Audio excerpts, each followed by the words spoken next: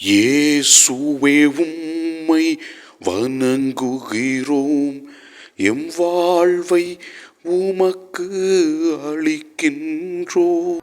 ஆண்டவரே இயேசுவே, இந்த நற்கருணை ஆராதனை வழியாக நீர் செய்கின்ற அற்புதங்களுக்காகவும் அதிசயங்களுக்காகவும் உம்முடைய வார்த்தையின் வழியாக நீர் கூறுகின்ற ஆறுதலுக்காகவும் நன்றி சொல்லி உம்மை ஆராதிக்கின்றோம். முதல் வாசகத்திலே நாம் பார்க்கிறோம், அன்னா ஆண்டவரிடத்திலே அழுது ஜெபித்து தனது மகன் சாமுவேலை பெற்றுக்கொள்கிறார். குழந்தை வரம் இல்லாமல் இருக்கின்ற எல்லா நபர்களையும் இந்த நேரத்திலே ஒப்புக் கொடுத்து ஜெபிக்கின்ற ஆண்டவரே, நீர் உம்மை பார்த்து ஜெபிக்கின்ற மக்களுக்கு குழந்தை வரத்தை தரும்படியாக வேண்டுகிறேன்.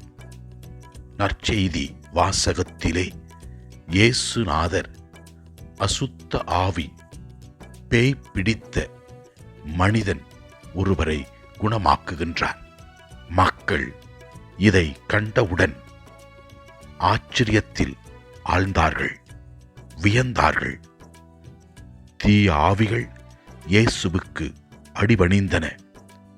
அவருடைய போதனைகள் மக்களை தொட்டது. ஆண்டவரே, உலகில் உள்ள ஏழைகள், அனாதைகள், கைவிடப்பட்டோர், வருத்தத்தில் வாழ்கிற மக்கள், பாவத்திலிருந்து விடுதலையாக வேண்டும் என்று ஆசைப்படுகிற மக்களுக்கு உமது ஆசிரை கொடுக்கும்படியாக ஜெபிக்கிறோம்.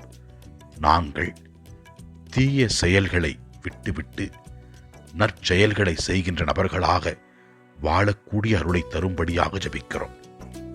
ஆண்டவரை நோக்கி நம்முடைய குடும்பங்களுக்காக, நம்மிடத்திலே யாரெல்லாம் ஜெபத்தை கேட்டார்களோ அவர்களுக்காக ஜெபிப்போம். கண்டிப்பாக ஆண்டவர் நாம் வேண்டும் பொழுது நமக்கு விடுதலை கொடுப்பார். வேதனையிலிருந்து, கஷ்டத்திலிருந்து. எல்லாமல்ல இறைவன், தந்தை, மகன், தூய ஆவியார் நம்ம ஒவ்வொருவரையும் ஆசீர்வதிப்பாராக. இயேசுவுக்கு புகழ்.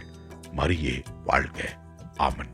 புனித ஆட்ரின் கேண்டர்பரி கூறுகிறார், நாம் புனிதத்துவம் அடைய வேண்டுமென்றால் சிறிய செயல்களை நாம் நல்ல முறையில் செய்ய வேண்டும்.